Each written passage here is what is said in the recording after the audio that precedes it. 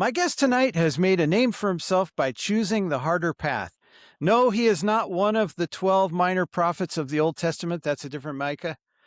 Through years of research, writing, and broadcasting, Micah Hanks has explored everything from UFO phenomena to historical mysteries to even current day anomalies, but always with a focus on evidence over speculation.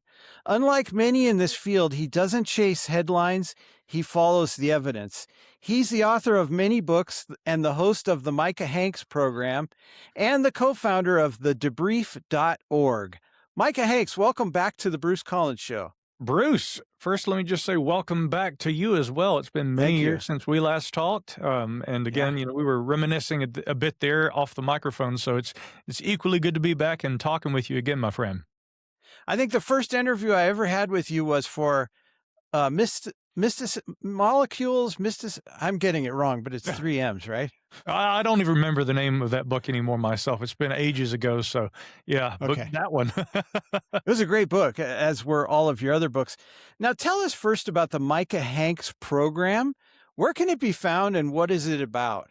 Yeah, so the Micah Hanks program, and the number one question I always get about that name is, where did you come up with that name for the podcast? And I don't really know. It just kind of, struck one day just out of nowhere, right?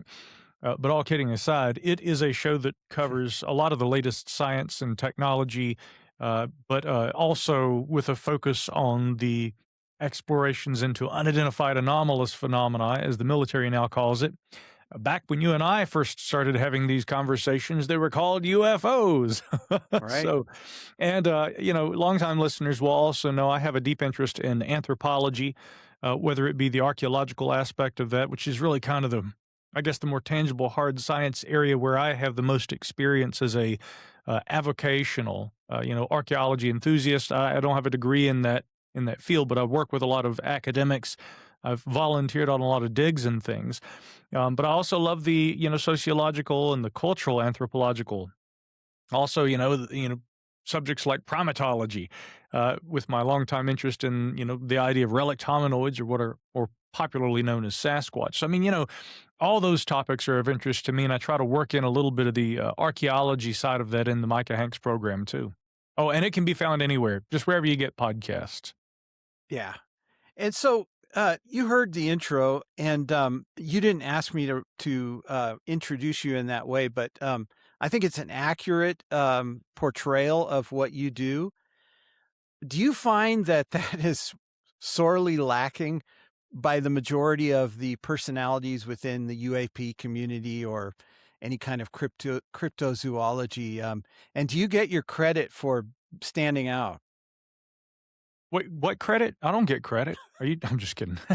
No, actually, in truth, I will say this. I mean that as a joke, and I apologize to your listeners for my wisecracks, but I've had to learn to take a somewhat lighthearted attitude toward some of this. I think, again, Bruce, you would agree. Uh, this topic, when we first started having these conversations years ago, uh, was something we took very seriously then, but I don't think anybody in the research community really took themselves. Okay, maybe a few did, but most I would say that I interacted with didn't take themselves entirely too seriously. The Mhm. Nick Redferns, the Greg Bishops, the Adam Go Rightleys, people who I think respected the inherent absurdity at times of topics like UFOs and more broadly the unexplained. Um, since our initial conversations, a lot has happened. Probably one of the reasons I'm here today, in fact, because we have had, the Pentagon come out and announce that, yes, there was a limited, an inquiry, a program actually that was housed initially within the Defense Intelligence Agency that gave rise to a task force that was officially, publicly sanctioned and authorized in 2020. Then Congress pushed for, and it was actually passed into law, that there be a new Pentagon UAP initiative established, and that became what is known as ARROW. Again, we'll talk more in depth about all this here in a moment. But with this kind of renaissance, or if you like that archaic version of the word like I do, this renaissance that we've seen, this surge in reinterest and suddenly people taking this topic really seriously, there is that element where now, if you're going to be talking about UFOs, you're expected really to only do it one way. You're supposed to dress a certain way. You're supposed to speak a certain way. And there are certain topics you're supposed to talk about, but others that you're supposed to intentionally leave out for fear of your credibility. And again, unfortunately, I think that that can at times do more harm than good. And for those of us who have been in this topic for a long time and who have kind of continued with our standard operating procedure, simply being, hey, have serious conversations about it, take the subject seriously, but acknowledge at times that there are absurd aspects of it. Maybe we don't quite get all of the attention as, the latest big government whistleblowers do.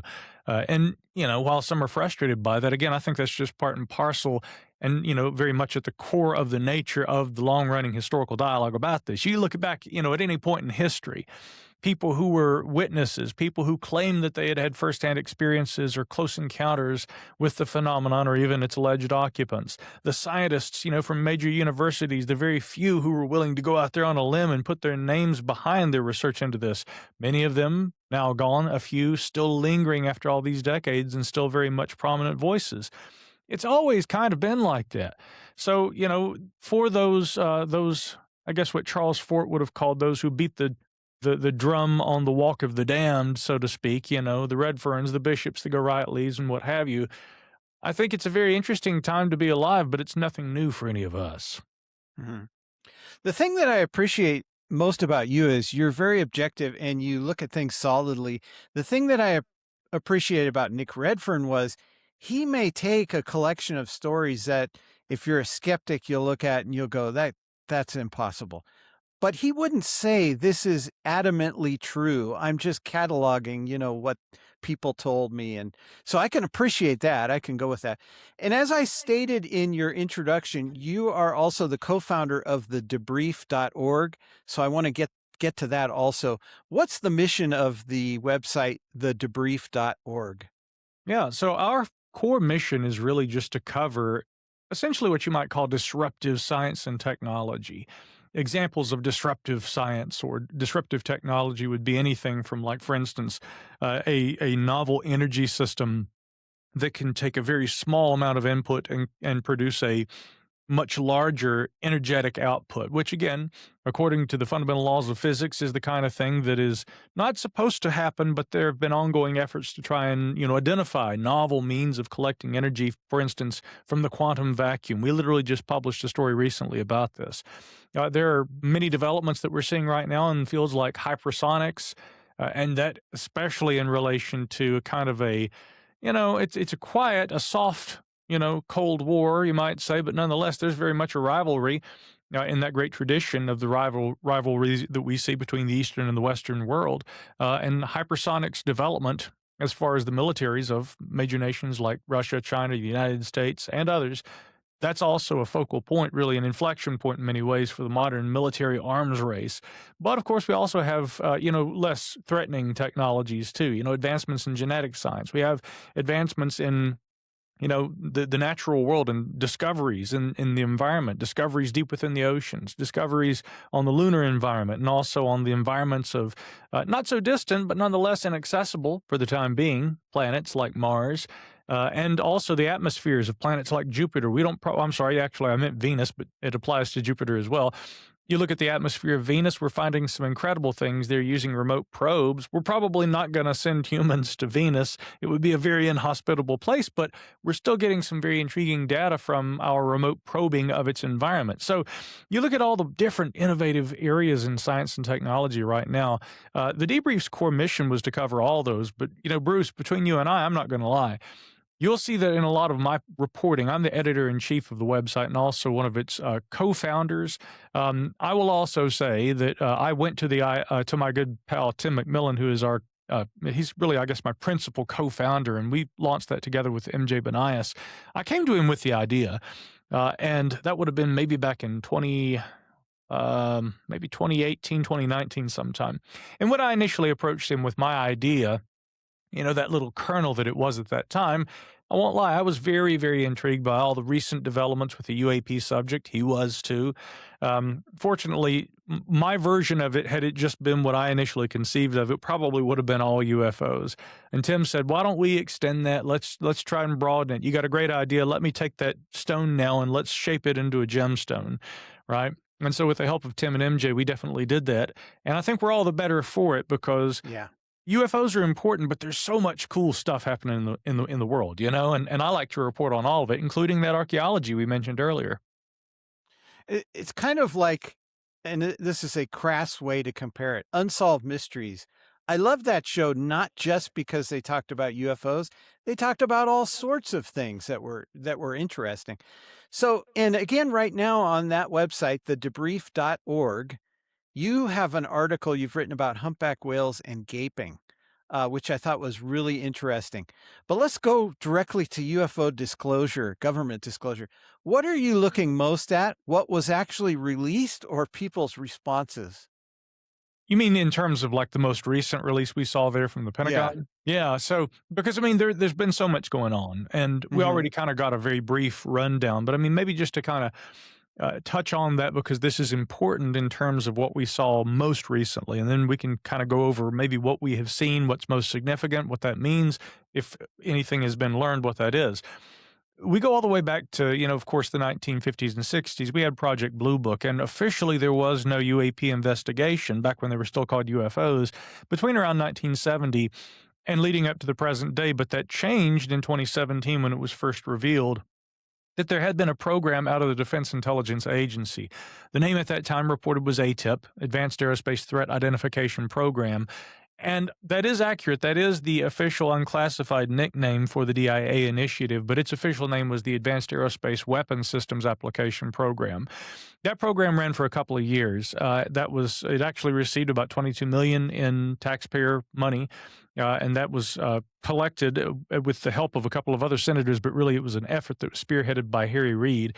When that program ended, some of the officials who were involved with that, namely, actually, and he's a career intelligence officer who had been involved in the intelligence side of all this even prior to the OSAP initiative, but Jay Stratton became the individual who led what in 2020 was publicly acknowledged as the UAP task force.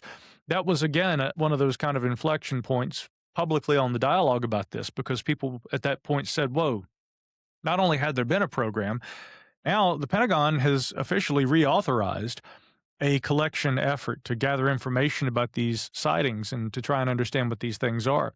That led to the congressional effort to pass into law, and this happened with the National Defense Authorization Act, I believe, for 2022.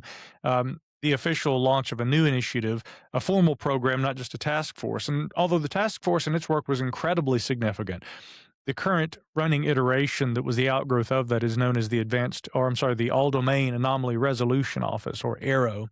So much of the new imagery that we saw recently released again, it's still the Department of Defense, but they have a new nickname. It's called the Department of War. There hasn't been a congressional move to change that name, but that is the name that they are currently going by. I point that out because some people ask me, what's the difference? It gets confusing at times. But the Department of War at its website last week released a series of documents.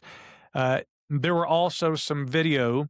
Most of those videos appear to be essentially very kind of vague, objects. We can't really tell much about what they are. They could almost be anything, but a few things that seem clear are that they are not just conventional aircraft, airplanes, things along those lines, at least as far as what can be determined from watching these videos. The data accompanying those videos also states that these were logged as essentially unexplained phenomena that had not been, resolved. There wasn't enough data, in other words, about these videos that could be used to find out exactly what they were. But in addition to that information, which came from Arrow's Holdings, the current Pentagon UAP investigative initiative, there were also a lot of documents which had really already been online for many years. We already had access to most of the FBI files and things that have been re-released. The one significant point about those FBI files, and I would say the same really about some of the other documentation that was released there at the DOW's website, previous versions of those documents had pretty significant redactions in certain areas. There had been some pages missing. With the new release, they went through and they tried to, through a process known as mandatory declassification review, they tried to get as much data that had been omitted from those original files cleared for release. And so there is actually some new information in the FBI files specifically. But we also got some Department of State files, I believe. There were certainly some documents and things from NASA. Now, since those files have been released, naturally, I've been communicating with people, former government officials, some of the people who actually were on that task force we mentioned, NASA officials, historians, scientists, independent analysts. I've been in almost nonstop communication with different people, Bruce, and there's a lot of information still coming in. But one thing I can certainly say is that although there are a few bits and pieces that have been added, especially with the FBI files, all the NASA data, it's based on the interpretation of whoever actually determined what some of these alleged anomalies in the NASA imagery were. A lot of the other NASA images or the data or the audio that related to alleged UFO sightings, this stuff's also been out there for years. So fundamentally, the new what's called Pursue there, which is featured at war.gov/UFO. And I like that they still use the old UFO. But if you go to that website, for those who go and look over this, for many, they're kind of thinking, oh, wow, they finally started releasing stuff. For people who've been doing this for a long time, most of this has been around already for a long time, but there are a few new bits and pieces. You know, when I was 13 years old, my brother turned 16, and the first thing he wanted, of course, was a car. And he ended up buying a yellow Volkswagen Beetle from the 1970s. And his reasoning was, that's such a unique car. I don't see it around the neighborhood. I'm going to have a car that nobody else has. So he takes me for a drive, and we go up and down the road. And what do you think we saw? A UFO? Yellow Volkswagen Beetles. Oh, darn. Not a UFO. Yeah. So I think in this space, there seems to be, from people who study it, a confirmation bias. Is that a problem in research? And how do you look at something and you say, this is worth taking seriously? That's a good question. So there is a confirmation bias. Even in the instances where we have UFO videos and we can't make any conclusive determination at all about what those are, you know, an observer like yourself or me, you know, we might look at those videos and go, okay, it's interesting. It is by definition a UFO. It's not the most extraordinary thing I've ever seen, but I mean, maybe there was something unique. Maybe that's not something that, I mean, it's just a bird or whatever. Where the confirmation bias will begin to kick in is, and I see this all the time on social media, the skeptics will always tend to lead with the conclusion that, well, that's either a balloon or it's a bird, might be a drone, but it's always something that's prosaic. And I can see some of the merit of that argument. It is essentially that, well, let's deal with the kinds of knowns. Let's, let's all just recognize the undeniable truth that balloons sometimes go drifting through the sky. People do see balloons. When seen from a distance, they may not immediately look like a balloon. If you have a balloon that's composed of a material like mylar and it happens to be reflecting sunlight at the right time of day from the right angle, it can appear like a big bright light that's just hovering up there in the sky. And it clearly isn't a star, and it can be determined using, various astronomy apps and things that you can have access to on your phone. You can clearly see that you're not looking at a star, but that astronomy app's not going to tell you that you're seeing a mylar balloon. The mylar balloon, based on what the velocity gates on a radar system at a nearby airport are set to, it may not be able to detect that balloon either, because that radar system is very, very specifically calibrated so that it can detect aircraft and the movement of aircraft. If it were picking up everything in the world, that would actually cause some issues in terms of air traffic management. And there's more that could be said about that, because following a series of balloon shoot downs that occurred back in 2023, NORAD actually did adjust its velocity gates, and it started doing exactly that. It started picking up more balloons. But that's a conversation maybe for another time. My point is, there are things that do have prosaic explanations, and they're seen in the sky, and under the right circumstances, they can appear anomalous. So for the skeptics who assume that everything that appears in all these videos has some mundane explanation, they're not wrong to say, let's start with all the different ways that mundane things can look unusual. Another way is, if we happen to capture one using the at-FLIR targeting pod, designed by Raytheon, attached to an FA-18 Super Hornet, And all we're getting is, just a little black blob of some kind that's just doing what appear to be strange things on camera. When I look at those videos, I don't say, my gosh, it looks like a flying saucer. I would have to say, well, okay, superficially, the shape is somewhat like a saucer or a tic tac. But what was the camera doing at the time with relation to the aircraft? Was the aircraft moving? Was it banking? Was it adjusting? Was the reticle on the camera still in a situation where it was trying to lock onto that target and track it? Could that account for any of the apparent anomalous motion we see in some of these videos? Is the fact that we're seeing this in infrared giving a false impression of what the coloration or luminosity of the object might have been? I mean, in other words, could it be just a bird or a balloon, but under these visual conditions, right, an infrared video, does it look more extraordinary than it actually is? But then coming over to the believer side of the argument, because again, in my opinion, that confirmation bias goes both ways.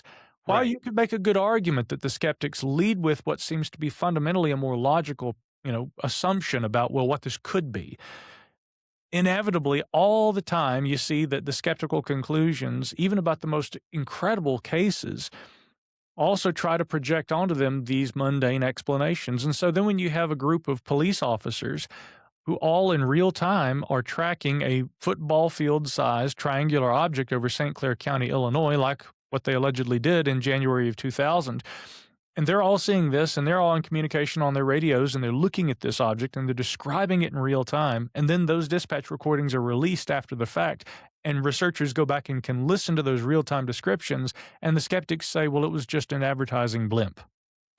And yet, an advertising blimp in no way describes or resembles the descriptions, I should say, of the large arrowhead or triangular shaped object those law enforcement officers said that they saw. My point being, you can't necessarily always project the most mundane explanation onto all extraordinary encounters. And we do have to leave open for the possibility that while there may be a down to earth explanation for some of those, nonetheless, there are good UFO encounters, good sightings, sightings that do describe things that do not seem to match conventional explanations.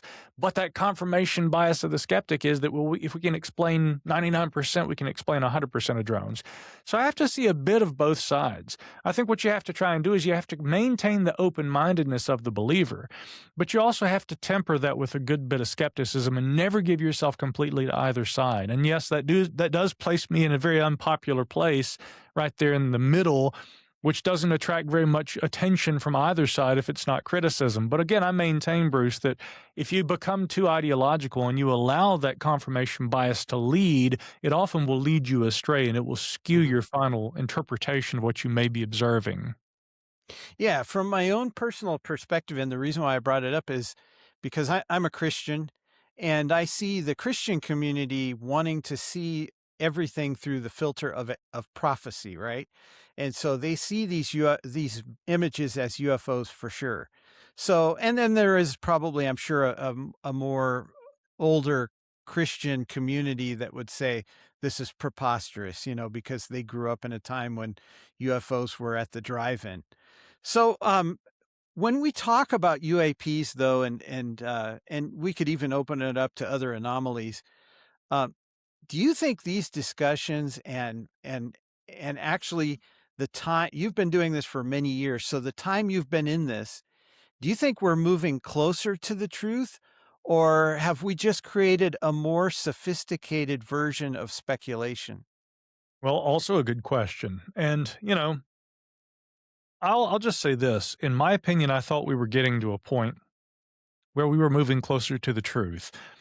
I specifically will point to, again, that kind of renewed interest that the government seemed to be showing. And again, even after the ALSAT program within the DIA, I mean, that was a secret program. The public knew very little about it. Very few people knew about it. There were a few who had heard about that program prior to 2017.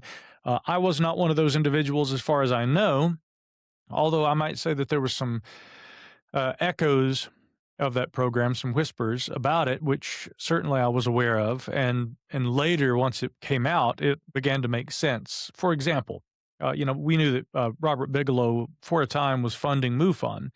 And I knew some of those MUFON investigators who were on what was called the STAR team. And I remember going to one of their homes and, spending time, and a good friend of mine, by the way, and, asking, so what's the star team doing? I had other friends in MUFON. I'd be calling them up and I would be saying, what's up with the whole relationship with Bob Bigelow? I'm intrigued by this. It later came out, of course, that was part of that ALSAP initiative and some of the data that they were collecting. But anyway, in terms of, you know, all of that later coming to light and it, seeming to kind of point to there being more legitimacy that was being brought to the subject. But not only that, because it's not just about the fact that, well, longtime UFO researchers never felt like they were taken seriously, but then when it's revealed that the government's involved, suddenly we were vindicated. It's not really so much about that for me. I'm kind of one of those people who I don't give a rat's, if people take me seriously and my interests or not. I'm going to try and be as objective as possible, apply a scientific mindset toward these topics, and I'm just going to study the things that interest me no matter what. That's just me. But what was intriguing was to see that the broader dialogue about the subject began to seemingly shift. And we started seeing not only more credible people getting involved in the study of the phenomenon, but generally the level of the discourse about it seemed to have been elevated for a time. But unfortunately, I feel like we've almost begun to regress. And, your listeners are probably familiar with the idea of the bell curve, that you get to a point and once you reach the apex, what goes up must come down. And, in accordance with Newtonian physics, we start coming back down again. I feel like we've begun to see a lot of that with the UAP topic. I feel like we've begun to see a lot of misinformed or uninformed speculation, rumors, myths, and conspiracy theories, and a lot of ideologically based interpretation leading the debate in several sectors. We see an element of that, I do think, as far as the government side. I won't elaborate on that right now because it's fairly complex, but I mean, in terms of not only opinions that lawmakers have, certain ones, but going right on up to what we saw released at war.gov last week. That information is a mixed bag, and we've covered a few reasons why I think that's the case. Then there's the so-called belief community. And a phenomenon I've observed, Bruce, is that, it seems like when you begin to see people diversify into these factions of, well, we're the UFO believers, and then here are the ones that are the skeptics, the believers will take almost anything that aligns with their worldview about UFOs, no matter how wacky it may sound, and they will find a way to justify believing it. And then the skeptics will point it out and they will say, do you realize how silly that is? And then they will use the absurdity of those, poor instances, poor representations of what the UFO subject might be and whatever reality might exist behind it. And then they use that as a justification, similarly to what we were talking about earlier, for arguing that all belief in everything involving UFOs is nonsense, which I don't think is helpful on either side. Yet again, I maintain that there is a phenomenon. There are several different things that may fall under the umbrella of UAP, and they may not, any of them, be extraterrestrials. It's up to our interpretation, really, in terms of what they may be. But I think that there are probably several different things that fall under the UAP category, and they all may have very diverse origins and may not be related at all. But we still, because of the limitations of our knowledge, we class those as unidentified aerial phenomena, right? Or unidentified anomalous phenomena, if you want to call it that now. It's just a mouthful if you ask me. So I say UFOs. But again, in my opinion, we should try to break that apart and say, okay, on a case-for-case basis, where are the ones that are genuinely anomalous, and is there any continuity that can be attributed to those cases? And if not, are we just looking at a bunch of different weird things, kind of like Unsolved Mysteries used to do? Mm-hmm. Exactly. And again, today we're speaking with Micah Hanks. He's the author of many books, many great books. You should check them out at Amazon, the host of the Micah Hanks program and the co-founder of thedebrief.org.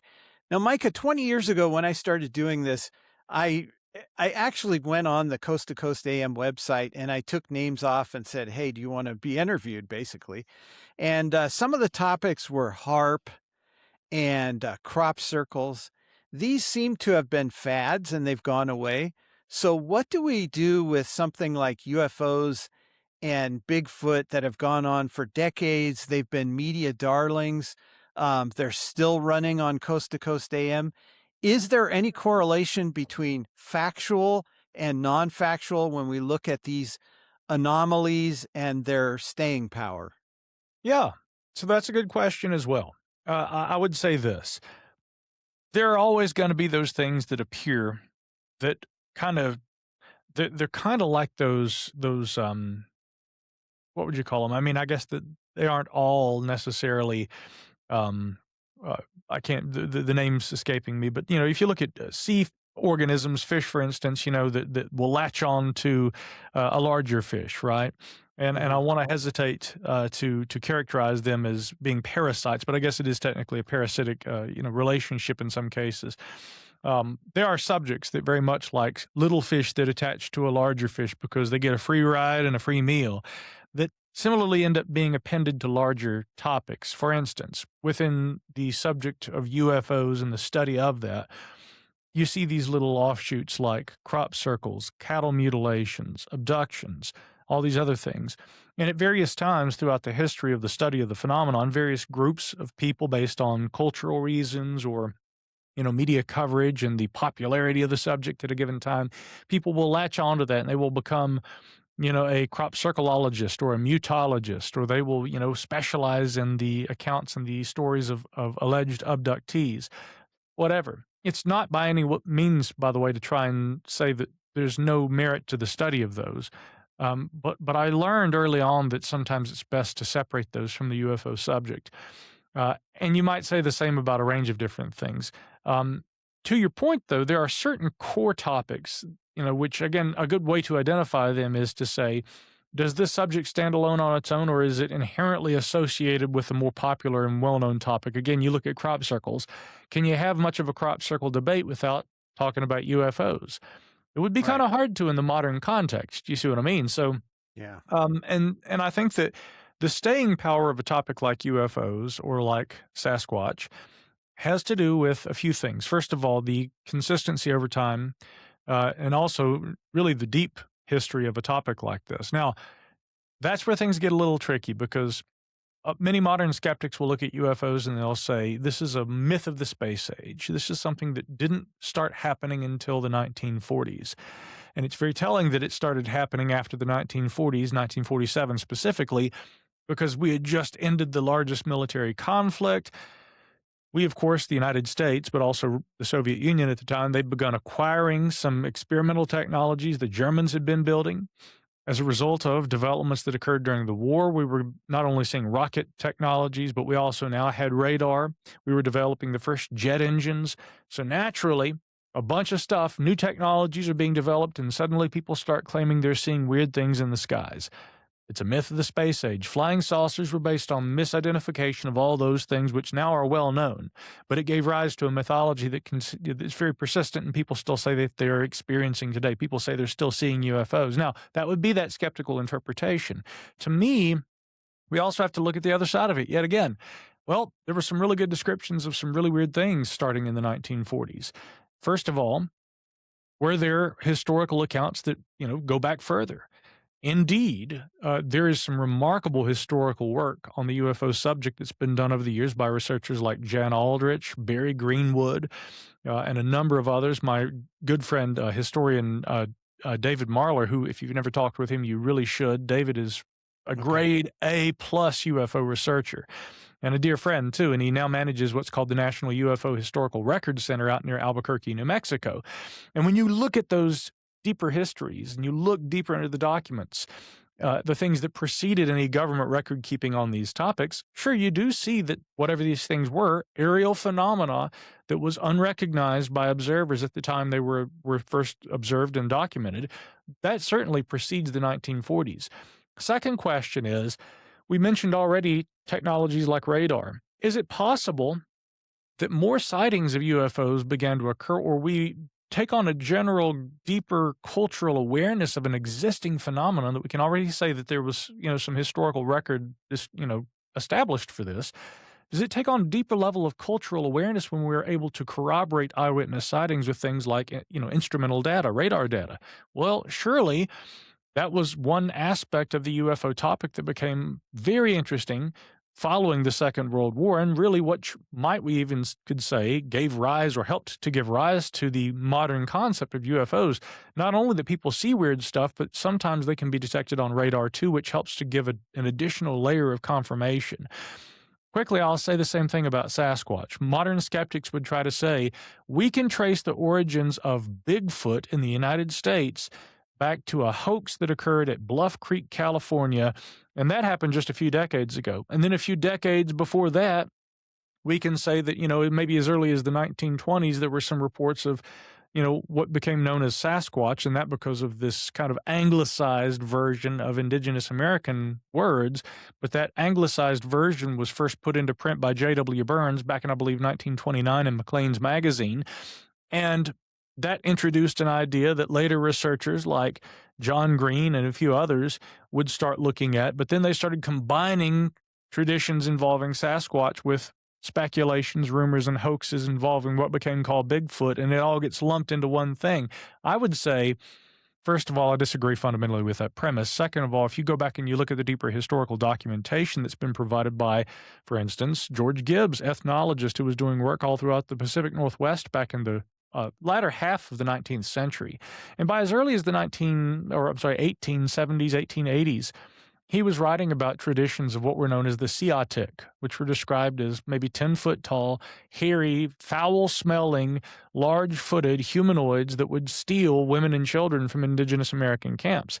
They were, allegedly covered in hair all over their bodies, and this caused them to resemble a bear, but they were clearly humanoid. Now, again, I couldn't imagine a more explicit description of a Sasquatch. We also had Elkanah Walker in around 1860 talking about giants that inhabited a mountain somewhere off to the west of the Spokane, who, of course, he had learned about this as a missionary working with that indigenous group. So I could go on down the list. Newspaper archival reports. We could look at the famous case of the Ape Canyon incident from the 1920s. My point is, the modern skeptical notion that whether it's Sasquatch or Bigfoot, depending on what you want to call it, or if it's UFOs, this idea that these are modern mythologies that have origins in relatively deep or shallow history, I should say. Right. I don't think that's accurate if you really look at the history. And so the staying power, to your question, when you go and you do the deep dive and you do find the information that represents a deeper phenomenon that's been around for a long time, there's been a large accumulation of data, and there's consistency in the reporting. I think that's what causes certain topics like these to have that kind of staying power. Interesting. Now, given that you have a healthy skepticism, but you're also very balanced, has there ever been a moment in your life where you thought, this thing that I'm looking into might fundamentally change how I see reality in the world around me? Yes. Yeah. I do hear these stories from people, and for the time being, we can only classify these as stories, where people claim to have had interactions with, non-human intelligence, right? Whether they be alleged, aliens, to use that term. And I think it kind of frustrates people because I often do have a degree of ambiguity in terms of how I refer to these phenomena. And people say, Micah, would you come out and say it's aliens, But if we aren't sure that's what we're dealing with, again, I will abstain from calling them aliens. And that's not to try and say that I think there's something else. Again, you can call them what you want. Are they aliens? Are they demons? Are they interdimensionals? Are they ultra-terrestrials? Are they, the operators from outside the matrix that are intersecting with our reality through the, through the grand, People have said computer time travelers, right? time travelers? I mean, call them what you want. I don't care, but I'm going to abstain from, and actually this comes back to that idea. Greg Bishop's often brought this up over the years. The original skeptics, the Puranists, they simply concluded that we cannot draw conclusions because inherently human experience is limited and our knowledge of the natural world and everything around us is limited, and therefore we can't really draw conclusions. Now, I'm not saying that you shouldn't ever draw conclusions, or that we should adopt a skepticism, that's so extreme and peculiar, even, I would say, is the Purist view. But I am saying we don't have enough data right now to really conclude what UFOs are. That said, when people claim they've had interactions with non-human intelligence, and I'll use that catch-all term for now, they will often say things like, we were told that, you humans don't even know the beginnings of your potential. You also hear these stories that people who have been briefed on the complexities of the phenomenon, found it so disturbing that many of them have suffered mental issues and have had to leave their official work. Again, these are stories and traditional narratives, you might say, that kind of accompany the idea of the UFO phenomenon, its deeper hidden reality within government, claims of NHI, and all these things.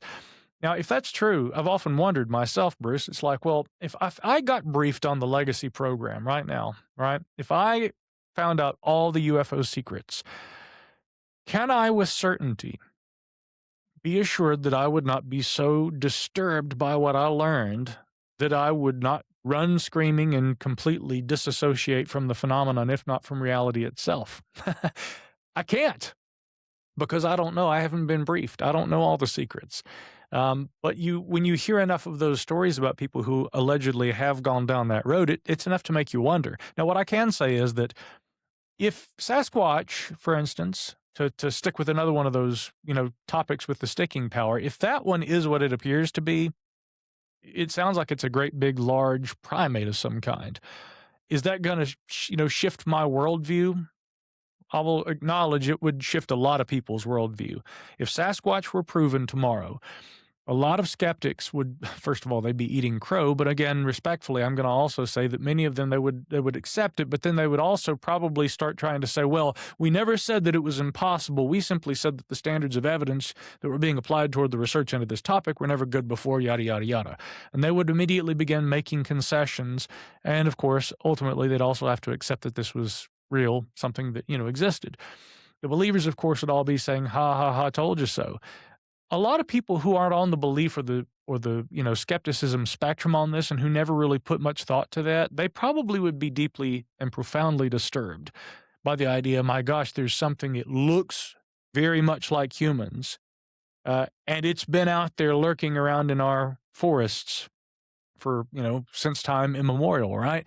I'm sure that would deeply disturb a lot of people. So I can understand that sort of existential shock, and the fragility of people's, emotion and psychological, sense of things when they are put face to face with something that is capable of epistemic shock like that. Now, that said, I don't think I'd be in that camp. If you told me today that Sasquatch existed, it would be fascinating. But again, that would not be difficult for me to incorporate into my, accepted reality and into the consensus, knowledge that we have about our world. So I've definitely wondered if there were anything that if people, told me, if I was briefed about it, if it would really fundamentally fracture my worldview. Certainly possible, but I think a lot of the things that we'd be capable of doing that wouldn't faze me very much.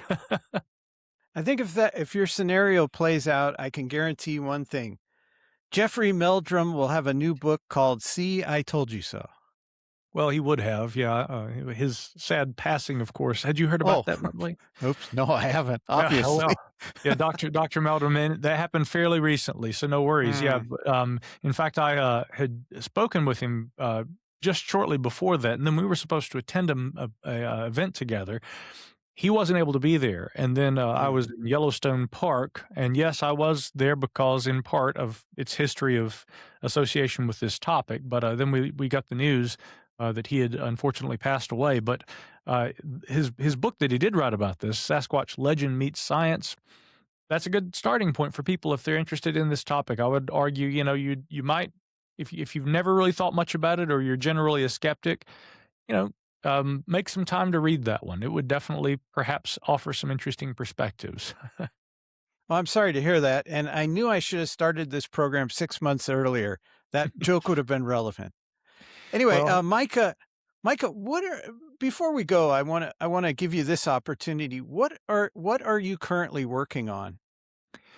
Well, so I've got a lot of things, and Bruce, I don't know if I've gotten too deeply into this with a whole lot of people yet for various reasons, but I will just say I've got a lot of things I'm working on. The one that is publicly known, in fact, I was on Coast to Coast with George Knapp a while back, and we talked about this one.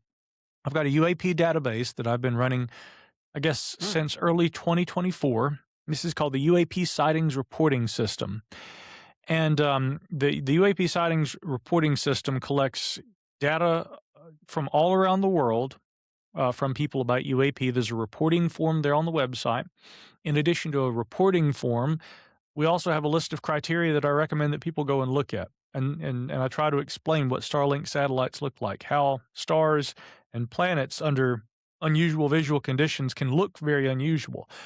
And I ask people, please kind of go through this and ask yourself if you may have seen one of these things. And if not, of course, there's the reporting form. They can upload video, or you can send an email, and there's an encrypted communication means as well for those who would prefer to communicate that way. And right now, I think live on the website, we've got maybe more than 300 reports, but I've got a backlog that I'm working on. There is a database. All of the individual personal information, names, etc., is withheld. In rare instances, there are some cases that maybe are publicly known, and you might be able to discern who that witness is. And many people are okay with their names being shared, but as standard practice, due to the stigma that often prevents people from wanting to be associated with this kind of subject, we just ensure anonymity to everybody, and certainly anybody who specifically requests it. That's guaranteed. So the UAP sightings reporting system, what I hope to do with this, Bruce, is in addition to building up this database, and also, and this is fundamentally crucial, conducting case resolutions when and where it's able to be done. For instance, somebody may describe seeing a fast-moving green UAP, and they may be located in Boston or something. And if they give me a date and a time and the direction they were facing, again, a skeptic might say, if there are no videos or photographs, these are just stories. In fact, I hear that all the time. Not so, my friend. I can take a case like that, and I can compare that and often correlate it with meteor sightings, for instance, that are collected by the American Meteor Society. In cases where my witness maybe wasn't able to provide a video, the American Meteor Society's website might have several videos that people collected from ring cameras and things that document at the same time, same direction, same general angle of entry. All those criteria that my witness provided, I can find a good corollary in a meteor sighting. Or we can use stellariums, astronomical programs and things to quickly determine whether it was a satellite, a planet, whether we were seeing Starlink satellites. If there's video provided, often it's immediately evident that's the case. We can correlate these with rocket launches, all kinds of things. We've gotten some seemingly very good UAP cases that when video and other data is provided, they can be resolved as rocket launches or other known phenomena. And that's not to try and say that UFOs don't exist. There are also some really good UFO cases we've received, and even some intriguing UAP imagery that cannot be easily resolved. One case that was a small, faintly luminous object that appeared to be kind of flying alongside, but a little further below and at a distance from an aircraft flying over southern Canada, was sent along to me. And, I can't explain it. I've had other analysts look at that one. We can't come up with any kind of determination as far as what this little object was. So that's the UAP sightings reporting system. But I am working on another couple of projects.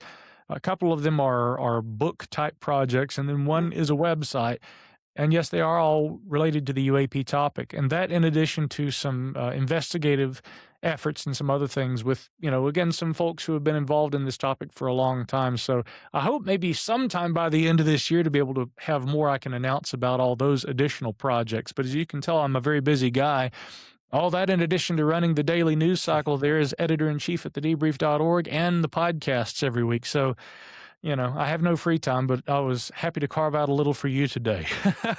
Well, yeah, it's great to have you back. Again, we're speaking with Micah Hanks, author, the host of the Micah Hanks program, and the co-founder of thedebrief.org. Check that out today, thedebrief.org.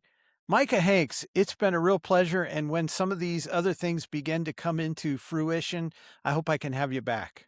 I'd love to. Yeah, I hope we can keep these conversations going. And again, welcome back to the microphone. It's great to hear your voice again after all these years. And Bruce, I wish you all the best. I know you're going to keep at it, and I'll look forward to listening to more, okay?